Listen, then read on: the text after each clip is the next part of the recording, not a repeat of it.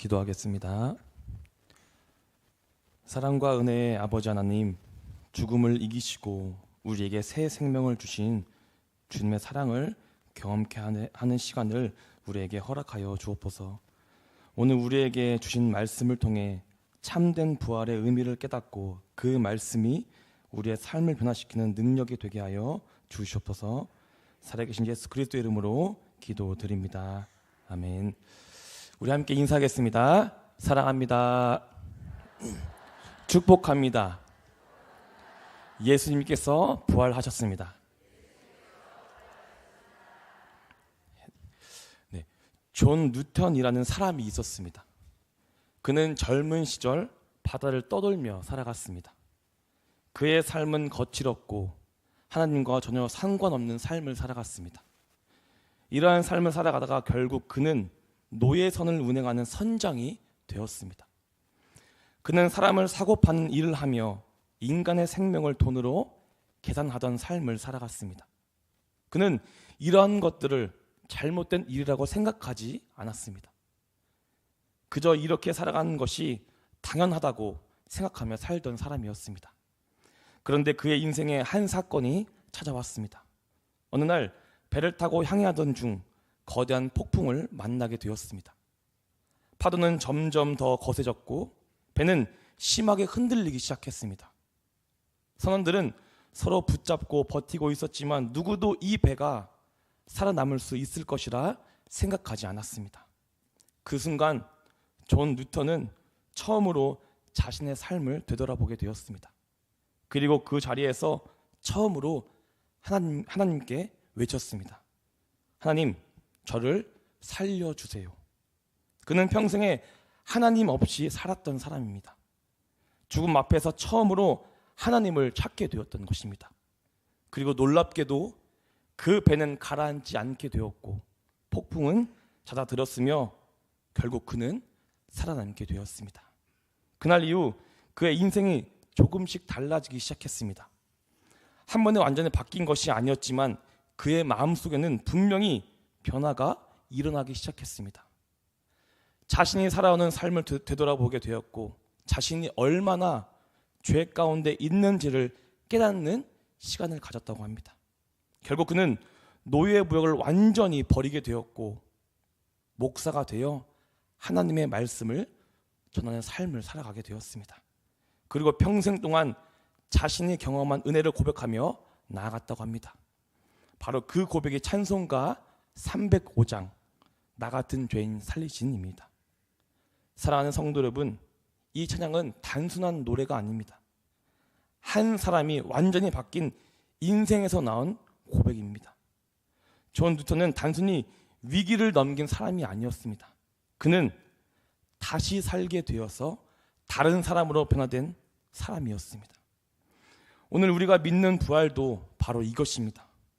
우리는 단순히 살아난 사람이 아니라 그것을 넘어 다르게 살아가야 하는 사람입니다. 그런데 정작 우리의 삶은 여전히 옛 방식에 머물러 있다는 것입니다. 오늘 본문은 바로 이 질문 앞에 선 우리에게 말하고 있습니다. 오늘 우리가 함께 나눌 말씀은 로마서 6장 4절부터 11절까지의 말씀입니다.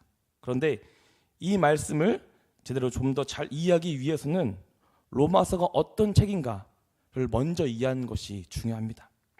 로마서는 사도 바울이 로마에 있는 성도들에게 보낸 편지입니다. 당시 로마는 세계의 중심이었고 정치와 문화, 경제가 집중된 곳이었습니다. 그리고 그 로마 안에는 다양한 사람들이 모여 있었습니다. 유대인도 있었고 이방인도 있었고 서로 다른 배경과 가치관을 가진 사람들이 함께 교회도 이루고 있었습니다. 그렇기 때문에 자연스럽게 교회 안에는 분쟁이 생겼고 자신의 신앙에 관해 다양한 생각과 질문이 생겨났습니다. 그 중에서도 가장 중요한 질문이 하나 있었습니다. 사람은 어떻게 구원을 받는가? 그리고 그 다음 질문으로 이어집니다. 그렇다면 구원받은 사람은 어떻게 살아가야 하는가? 사도 바울은 이 질문에 답하기 위해 로마서를 기록했습니다. 먼저 로마서 1장부터 3장까지를 보면 바울은 인간의 상태를 아주 정직하게 드러냅니다. 사람은 겉으로 보기에는 괜찮아 보일 수 있지만 하나님 앞에서는 모두 죄 아래 있다는 존재입니다. 유대인이든 이방인이든 종교가 있든지 없든지 모든 것이 상관없이 모든 사람이 죄의 문제를 가지고 있다는 것을 강조합니다. 그리고 그는 결국 이렇게 결론을 냅니다. 로마서 3장 10절입니다. 기록된 바 의인은 없나니 하나도 없으며. 이것은 우리들의 굉장히 절망적인 말씀입니다. 인간은 스스로의 힘으로 절대 하나님 앞에서 설 수 없는 존재라는 것입니다. 내가 아무리 선을 행해도, 내가 아무리 말씀에 순종해도, 내가 아무리 예수님처럼 살아가도 절대 스스로 의인이 될 수 없다는 것입니다. 이후 로마서 4장과 5장으로 넘어가면서 완전히 다른 분위기로 바뀌게 됩니다. 그리고 바울은 놀라운 복음을 선포합니다. 사람은 자신의 행위로 의롭게 되는 것이 아니라 오직 예수 그리스도를 믿음으로 의롭다 함을 받는다는 것입니다. 우리는 이것을 이신칭이라고 부르며 바울은 이것이 얼마나 큰 은혜인지를 강조하면서 우리의 죄가 아무리 크더라도 하나님의 은혜가 그것보다 더 크다고 말하고 있습니다. 특히 로마서 5장 20절에는 이렇게 말합니다. 우리 함께 읽겠습니다. 율법이 들어온 것은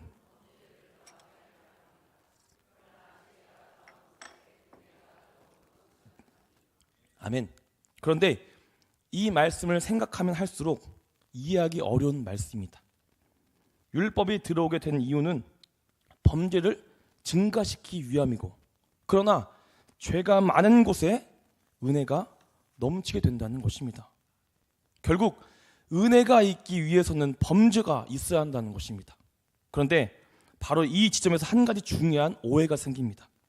그렇다면 죄를 더 지어도 되는 것 아닌가? 또는 은혜가 더 커지게 하려면 죄를 더 지어도 괜찮은 것 아닌가? 이 질문은 단순히 잘못된 생각처럼 보이지만 이 말씀만 보게 되면 우리 모두의 마음 깊은 곳에서 자연스럽게 나올 수 있는 질문입니다. 왜냐하면 우리는 여전히 죄성을 가지고 있기 때문입니다. 우리는 은혜를 듣고 또한 경험하면서도 그 은혜를 잘못된 방향으로 이해하려는 경향이 있기 때문입니다. 그래서 바울은 오늘 본문 6장에 들어오자마자 이 질문을 먼저 다룹니다. 로마서 6장 1절입니다. 그런즉 우리가 무슨 말을 하리요? 은혜를 더하게 하려고 죄에 거하겠느냐? 아멘. 그리고 바로 이어지는 2절에 아주 강하게 말합니다. 그럴 수 없느니라. 이 표현은 단순한 부정이 아닙니다. 절대로 그럴 수 없다라는 매우 강한 부정입니다. 왜냐하면 2절 후반절에 그 이유가 있기 때문입니다. 바로 죄에 대하여 죽은 우리가 어찌 그 가운데 더 살리요? 아멘. 성도 여러분, 이 말씀이 오늘 본문을 이해하는 가장 중요한 열쇠입니다. 우리는 죄를 끊어야 할 사람이기 이전에 이미 죄에 대하여 죽은 사람이라는 것입니다. 이 순서가 너무나도 중요합니다. 신앙은 노력해서 변화되는 것이 아니라 이미 변화된 존재를 깨닫는 것, 그것에부터 시작한다는 것입니다. 그리고 바로 그 설명이 오늘 우리가 읽은 로마서 6장 4절부터 11절까지 이어지게 된다는 것입니다. 그래서 오늘 본문은 우리에게 말하고 있습니다. 너는 더 이상 예전의 사람이 아니다. 너는 이미 죽었고 이미 살아난 사람이다. 오늘 이 말씀을 통해 우리가 단순히 어떻게 살아가야 하는가를 배우는 것이 아니라 나는 어떤 사람인가? 나는 정말 부활한 사람으로 살고 있는가? 이 질문을 마음 깊이 붙드시고 하나님 앞에 나아가는 시간이 되기를 간절히 소망합니다. 사도 바울은 오늘 본문 6장 4절에 먼저 말합니다. 그러므로 우리가 그의 죽으심과 합하여 세례를 받음으로 그와 함께 장사되었나니. 이 한 문장 속에는 부활의 시작을 말하고 있습니다. 먼저 합하여 라는 표현을 살펴보면 이것은 단순히 옆에 있었다는 것, 그 정도의 참여를 말하는 정도가 아닙니다. 헬라 문맥 속에서 이 표현은 같은 사건 안으로 들어가 완전히 결합된 상태를 의미하고 있습니다. 다시 말해 우리는 예수님의 죽음을 바라보는 사람이 아니라 이미 그 죽음 안에 들어간 존재라는 것입니다. 그리고 이어지는 장사되었나니라는 표현은 죽었다라는 표현보다 더욱더 강력한 의미를 가집니다. 사람이 죽는 것과 장사하는 것은 다릅니다. 죽음은 호흡과 심장 박동, 뇌의 활동이 완전히 멈춘 상태를 의미합니다. 하지만 장사되었다는 것은 그 죽음이 완전히 끝났음을 공식적으로 선포하는 것입니다. 다시 말해 이제는 다시 돌아갈 수 없고 이전으로 복귀할 수 없는 완전한 단절을 의미하고 있다는 것입니다. 그래서 바울은 굳이 죽었다라고만 표현하는 것이 아니라 장사되었다라고 말하고 있는 이유가 우리의 옛 삶이 완전히 끝났음을 강조하기 위함이라는 것입니다. 이 말씀은 우리의 신앙을 다시 돌아보게 합니다. 우리는 흔히 신앙을 조금씩 좋아지는 과정이라고 생각하지만 성경은 절대 그렇게 말하지 않습니다. 성경은 먼저 끝났다라고 먼저 말합니다. 왜냐하면 그 모든 것은 이미 십자가에서 끝난 이야기이기 때문입니다. 그러나 이 사실을 믿지 못하면 우리는 계속해서 과거와 싸우는 삶을 살게 됩니다. 하지만 이 사실을 받아들이면 싸움의 방식 자체가 다 바뀝니다. 우리는 더 이상 이걸 끊어야 하기 위해 싸우는 것이 아니라 이미 끝난 것이다 라는 변화의 믿음 위에서 살아가게 된다는 것입니다. 결국 우리는 죄를 끊기 위해 애쓰는 존재가 아니라 이미 옛 삶이 끝난 존재가 되는 것입니다. 신앙의 출발은 우리의 노력 이전에 나는 이미 그리스도와 함께 장사된 사람이다 라는 사실을 받아들이는 데 있다는 것입니다. 그리고 바울은 4절 후반절에 이렇게 이어갑니다. 이는 아버지의 영광으로 말미암아 그리스도를 죽은 자 가운데서 살리심과 같이 우리로 또한 새 생명 가운데 행하게 하려 함이라. 아멘. 여기서 핵심은 새 생명이라는 표현입니다. 이 단어의 표현은 단순히 새로운 시작의 개념이 아닙니다. 이 단어는 이전과 같은 위치에 있는 변화가 아니라 전혀 다른 방향의 생명으로 들어가는 것을 말합니다. 즉 완전히 다뤄오는 새로움을 의미한다는 것입니다. 그리고 행하다라는 단어는 단순한 행동 하나를 의미하는 것이 아니라 우리의 삶의 방식 자체를 바꾸는 능력이라는 것입니다. 우리는 새 생명 가운데 살아가는 사람입니다. 다시 말해 삶의 기준이 바뀐 존재입니다. 이전에는 내 감정의 기준이었다면 이제는 하나님의 말씀의 기준이 되어야 합니다. 이전에는 내 욕심이 방향이었다면 이제는 하나님의 뜻이 나의 방향이 된다는 것입니다. 우리는 더 이상 옛 기준으로 살아가는 존재가 아니라 새 생명의 기준으로 살아가는 존재라는 사실입니다. 부활은 우리의 삶을 부분적으로만 수정하는 것이 아니라 우리의 모든 삶의 전체를 그 방향을 완전히 바꾸는 사건이라는 사실입니다. 이어서 바울은 말합니다. 우리 본문 5절을 함께 읽겠습니다. 만일 우리가 그의 죽으심과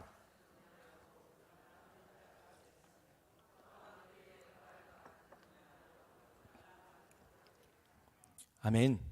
여기서 연합한 자라는 단어는 단순히 함께 있는 것이 아니라 같은 생명을 공유하는 상태, 한 몸처럼 붙어있는 상태, 떨어지면 죽는 상태를 의미하고 있습니다. 이것이 바로 우리의 신앙입니다. 우리는 예수님을 흉내내는 사람들이 아니라 우리는 예수님의 생명을 실제로 공유하는 사람입니다. 나무에 가지가 붙어 있으면 그 가지는 나무의 생명을 공급받습니다. 그래서 결국 열매를 맺게 됩니다.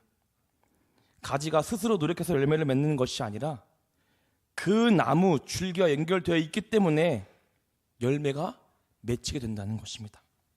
하지만 그 가지가 나무의 줄기와 떨어지게 된다면 그 가지는 열매를 맺지 못할 뿐더러 결국 가지는 메말라 죽게 됩니다. 마찬가지로 우리의 삶도 그렇습니다.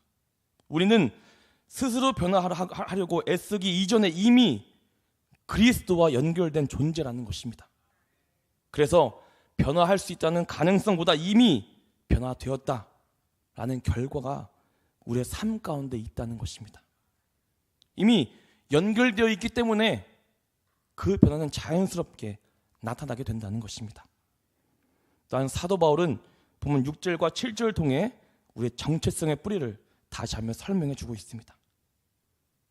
우리는 여전히 죄와 싸우며 살아가는 존재이지만 그 출발점은 과거와 완전히 다르다는 것입니다. 바울은 우리의 옛 사람이 그리스도와 함께 십자가에 못 박혔다고 선언합니다. 여기서 옛 사람이라는 것은 단순히 시간의 개념인 과거의 나를 의미하는 것이 아니라 죄에서 지배받고 하나님 없이 살아가던 존재 전체를 가리키고 있습니다. 그리고 못 박혔다라는 표현은 현재 진행형이 아니라 이미 완료된 사건입니다.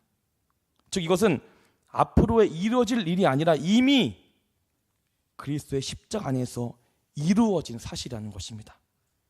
다시 말해 우리의 옛 삶은 조금씩 고쳐지는 것이 아니라 이미 하나님 앞에서 완전히 끝난 삶이라는 것입니다. 이 사실은 우리의 신앙을 완전히 새로운 방향으로 이끌어줍니다. 우리는 종종 믿음 생활을 하면서 나는 왜 이렇게 변하지 않을까? 나는 왜 같은 죄를 반복할까라는 생각에 머물게 됩니다.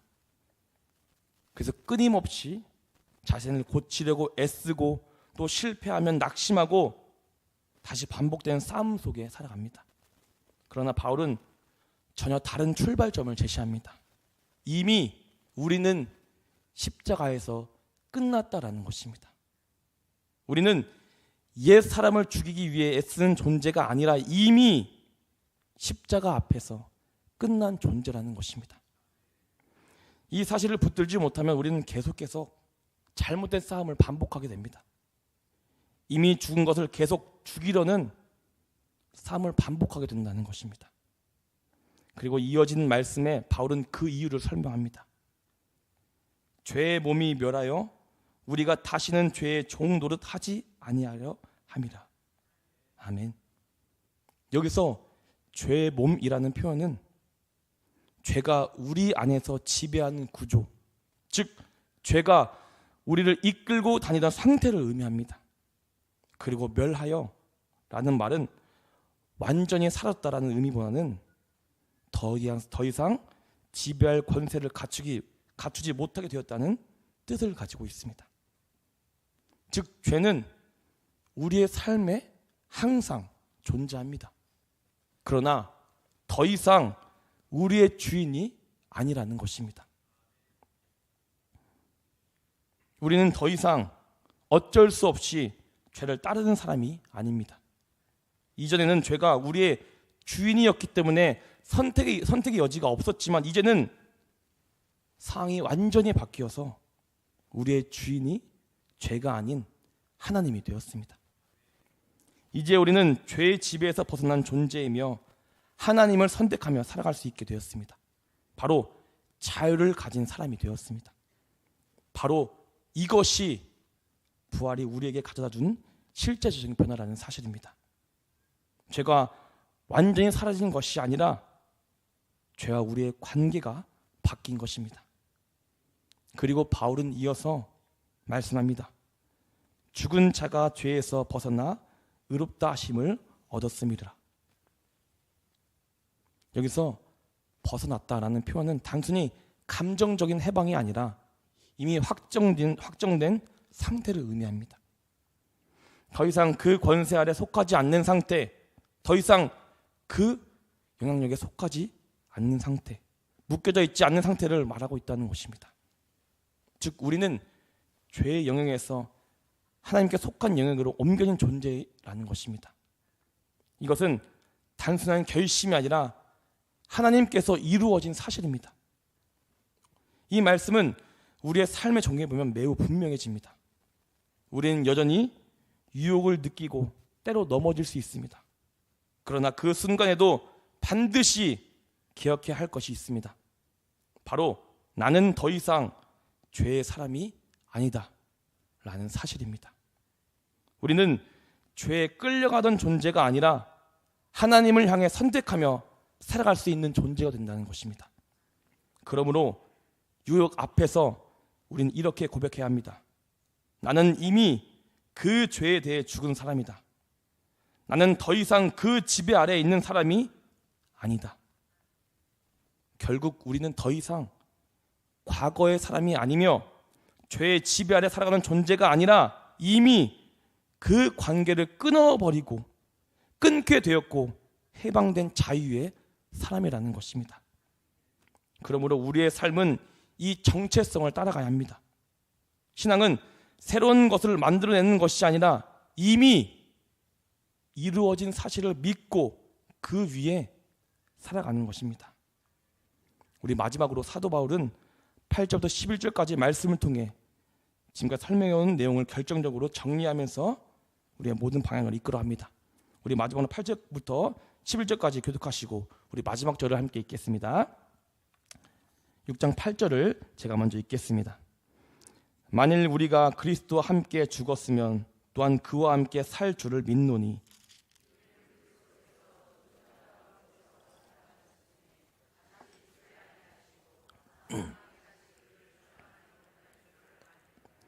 그가 죽으심은 죄에 대하여 단번에 죽으심이요 그가 살아계심은 하나님께 대하여 살아계심이니. 함께 읽겠습니다. 이와 같이 너희도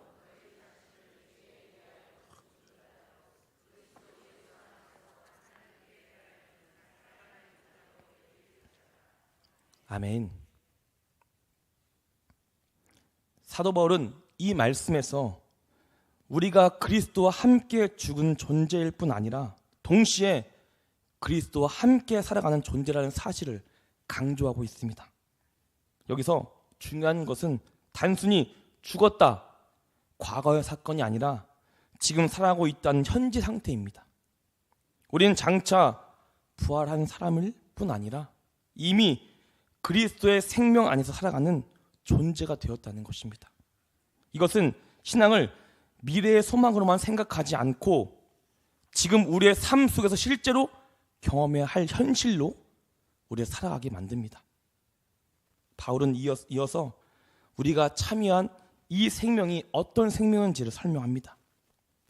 그리스도의 부활은 단순히 죽었다 다시 살아난 사건만 말하는 것이 아니라 다시는 죽지 않는 생명, 더 이상 사망이 승리할 수 없는 생명을 말하고 있다는 것입니다. 즉 이전과 같은 상태로 돌아가는 것이 아니라 완전히 새로운 차원의 생명으로 들어가는 것입니다. 그리고 우리는 바로 그 생명에 참여한 사람들입니다. 이것은 단순한 위로가 아니라 우리의 존재 자체가 바뀌었다는 강력한 선언입니다. 또한 이 말씀은 예수 그리스도의 죽음과 부활의 의미를 함께 보여줍니다. 그분의 죽음은 죄에 대하여 단번에 이루어진 완전한 사건이었고 그분의 삶은 하나님을 향해 살아가는 삶입니다. 이것은 단순히 예수님의 이야기로 끝나는 것이 아니라 그분과 연합된 우리의 삶의 방향까지 포함하고 있다는 것입니다. 즉 우리는 더 이상 죄의 중심으로 살아가는 존재가 아니라 하나님을 향해 살아가는 존재가 되었다는 것입니다. 그래서 바울은 이 모든 설명을 단순한 가르침으로 끝내지 않고 매우 실제적인 적용으로 이어가고 있습니다. 우리는 스스로를 바라볼 때 여전히 나약함과 부족함을 느낄 수 있지만 그 감정이 우리의 본질을 결정하는 것이 절대 아니라는 것입니다. 하나님은 이미 우리를 죄에 대하여 죽은 사람으로 그리고 하나님께 대하여 살아가는 사람으로 선포하셨습니다. 그러므로 우리는 이 사실을 믿음으로 받아들이고 그 기준으로 우리를 바라봐야 합니다. 결국 이 말씀은 우리에게 한 가지 분명한 결론을 주고 있습니다. 우리는 더 이상 옛 삶에 묶여 살아갈 존재가 아니라 이미 새로운 생명 안에서 살아가는 존재이며 그 생명은 죽음조차 다스릴 수 없는 생명이라는 사실입니다. 그렇기 때문에 우리의 삶은 이 정체성을 따라 변화되어야 합니다. 다르게 살아야 합니다. 매일의 삶 속에서 우리는 스스로 다짐해야 합니다. 나는 죄에 대하여 죽었고 하나님께 대해 살아있는 사람이다. 바로 이 믿음의 고백이 우리의 삶을 실제로 바꾸는 출발점이 된다는 것입니다. 말씀을 마무리하겠습니다. 사랑하는 산들교회 성도 여러분, 오늘 말씀은 우리에게 분명히 말하여주고 있습니다. 우리는 더 이상 옛 사람이 아닙니다.